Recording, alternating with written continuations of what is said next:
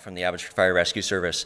We will let the mayor start. He will be going over the graphic you see beside you here, and then followed up with any questions. If there's any questions related to public safety aspect that's taking place, they'll be deferred to the two chiefs beside me to the right. Thank you, Constable Walker. I'll just get myself set up here. Well, let me go here first. So good afternoon. I'd like to start by acknowledging that we are located on the traditional territories of the Semith, Matsqui, and Lekamel First Peoples. As you know, close to 600 people have been evacuated from Sumas Prairie. At the last update, we had approximately 300 people who have utilized supports through the TradeX ESS, and we expect approximately 60 people will be staying the night tonight. We know this is a very stressful time for these people, and we are very grateful to everyone who has reached out through the donation links on our website. The situation remains critical here in Abbotsford, and we understand that people are desperate to get home to their property and to their livestock. Like with all emergencies, it is vitally important for people to heed the advice of our emergency officials and follow the restrictions. Well, actually, it's not restrictions, it's the orders that are in place in order to ensure that safety and the safety of our first responders. And we want to share an image with you today to help demonstrate the magnitude of this emergency situation. So let me go over here, and hopefully this works. It does, good. So just for context, this is Sumas Prairie.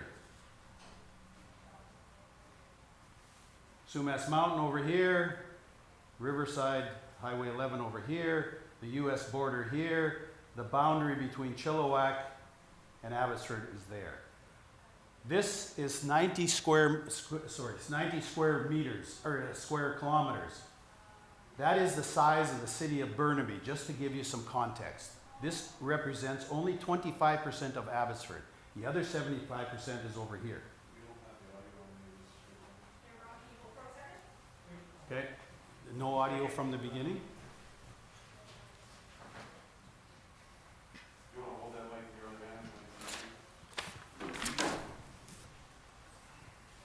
hand? Test, how's that? So, do you want me to, do I have to start over or carry on? I probably need to do the whole thing. Why don't you start over? So for context, this is the U.S. border down here. The border between Chilliwack and ourselves, Sumas Mountain over here, and of course Vetter Mountain is along here as well. So this represents Sumas Prairie. That is 90 square kilometers. That is the size of the city of Burnaby, just so you have some understanding of how big this area is. The other 75% of Abbotsford is over to my and behind me. So we're just dealing with this. 2/3 of this 90 square kilometers is what was once a lake, right here. 2/3 of it, 60 square kilometers. Reference, this is the Sumas Canal. This was all built by the Army Corps of Engineers 100 years ago. Up here we have Barrowtown and the floodgates over here. Highway 1 running through here. And the Sumas River winds its way through here and stays on the north side of this dike. Runs all the way up here to the floodgates, which is right there, which are currently closed. This lake bottom, the old lake bottom, and any water that enters this area, and these pumps go pretty much 9-10 months of the year, pump the water out of here so that the lake doesn't come back. And that happens at the pump station, which is pumping the water into Sumas Lake on this side. So what has happened is we've had a number of breaches, and the first one was right here, so the dikes have been broken. The second one is over here, and just to give you context, that is 100 meters wide, so 330 feet wide. The water and the water is still coming in. I was just out there with Chief Sear this afternoon. The water's still coming across the border, comes into here, runs over here, because this is physics, this is just gravity, When it gets to here, it's now coming across the freeway and into the lake. And when I shared a few days ago about, think of this as a cup or a bowl, I can't remember which one, that's the bowl I was talking about. This photo was taken yesterday. That lake is filling. And it's coming in here and here, which relieved the pressure here. So when the farmers are on the ground here, they think that maybe, well, I don't know, I shouldn't say they think, but people who now see dry roads here think that this event is over. This event is not over. These two breaches relieved the pressure here and is now filling the lake that was here 100 years ago. It should be draining at any point from here this way to this canal and would run back out. That can't happen right now. And we already know that so what you're seeing here is the silty water.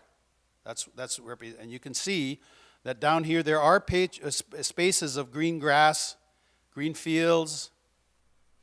So people who only see their own property have no idea what's going on around them. This lake is expanding and is moving from west to east. At some point, we're going to get right over here and cross into Chilliwack because there's no dike here. We have to stop this water.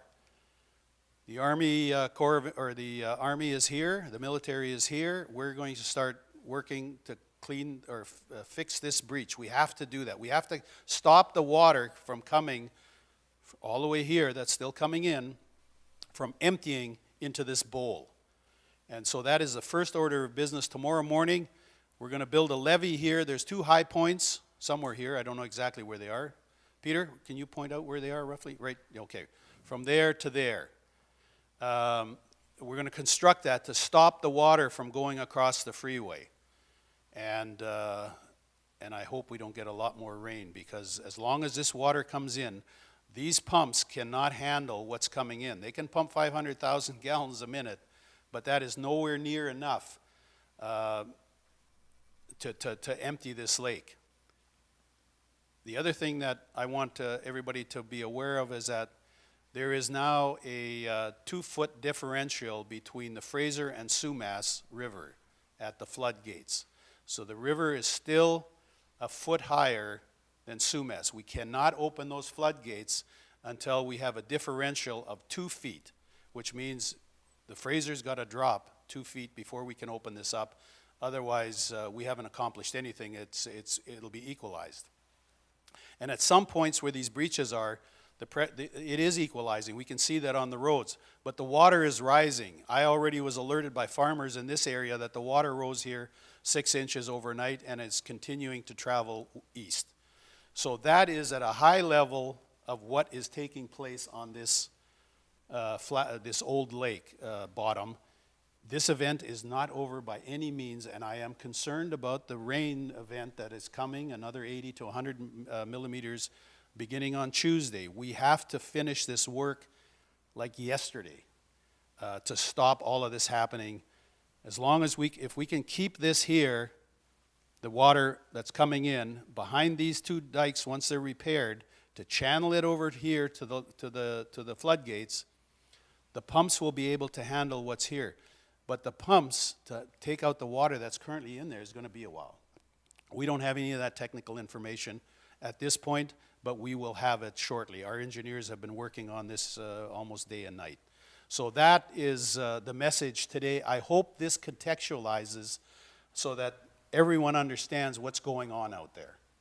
And I just want to implore the farmers, just because you saw water drop doesn't mean it's safe to go in there. The water is rising over here.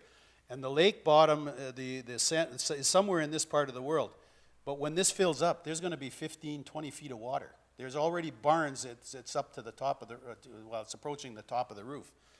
People can't see that because they themselves can't get in there, but we can see it from aerial reconnaissance. And the chief and I drove through here, and yes, there's a lot of roads that are dry, but there is washed out shoulders happening in lots of different places. We cannot let people in here until those assessments have been made, so there's a plan in place to start that tomorrow morning. So I'll stop there and we'll open it up for questions.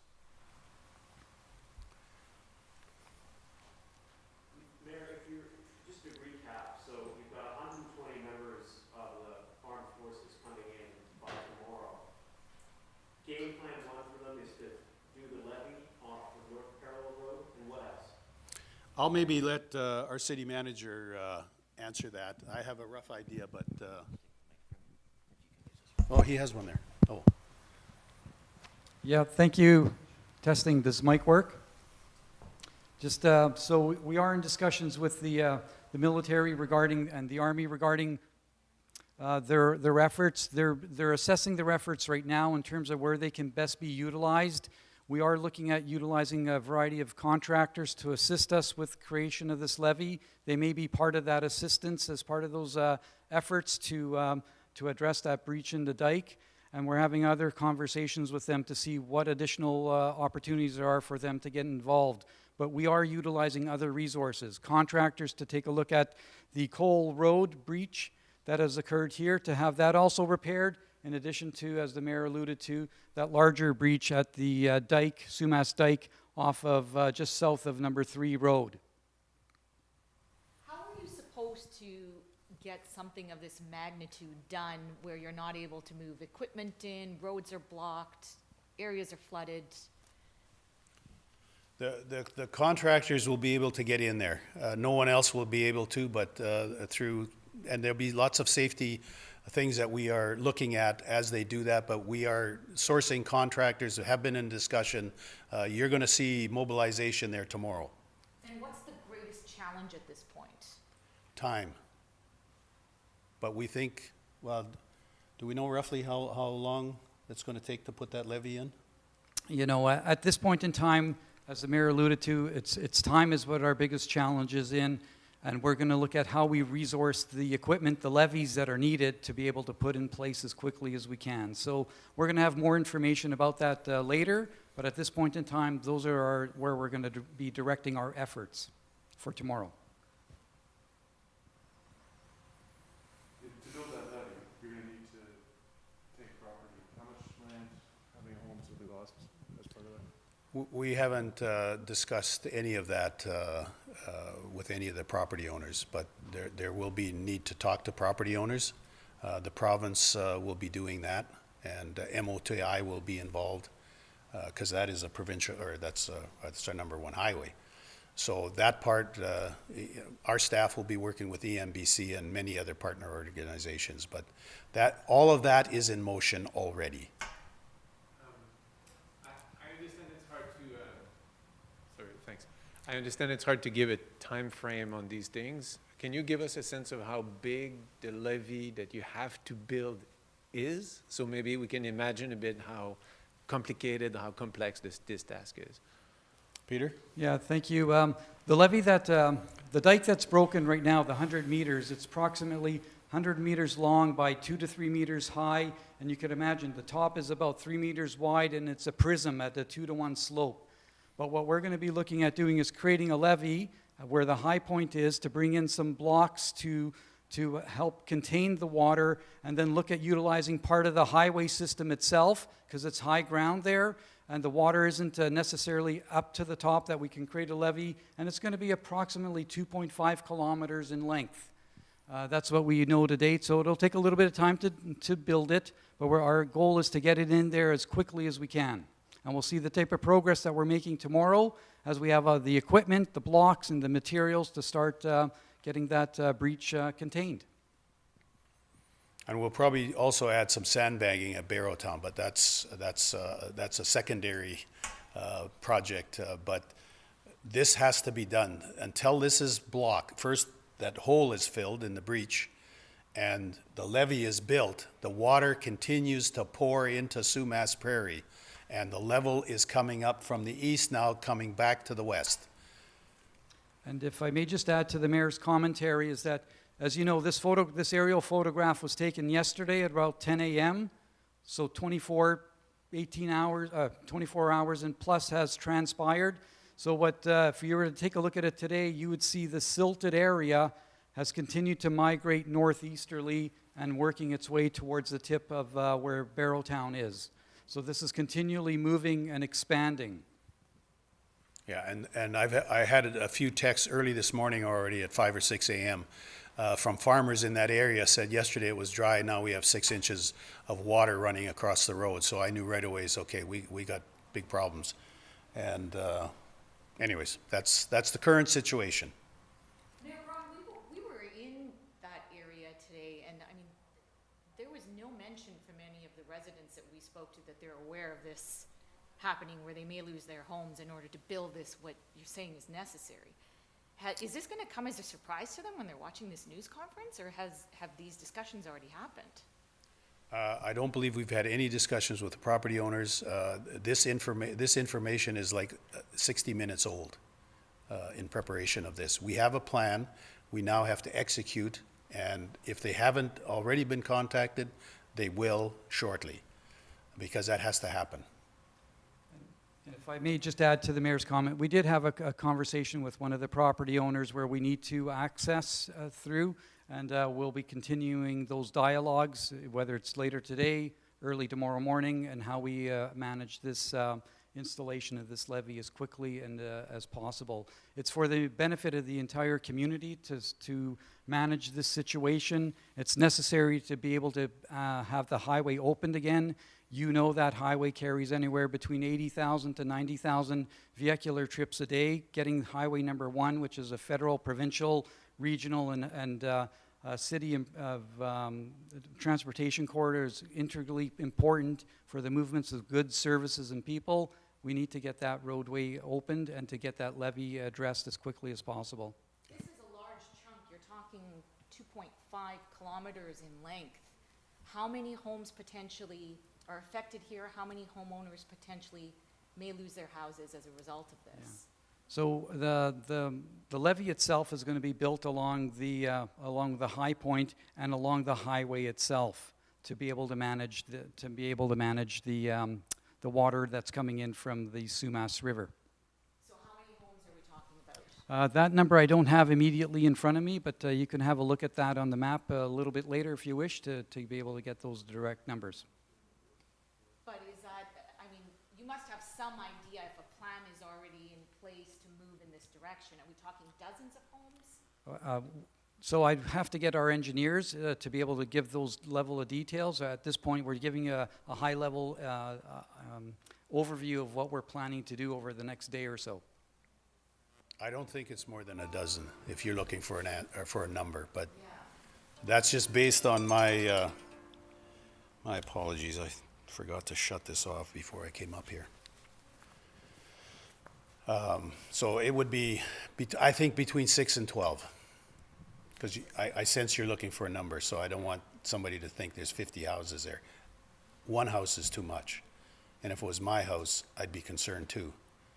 But there is not many options here.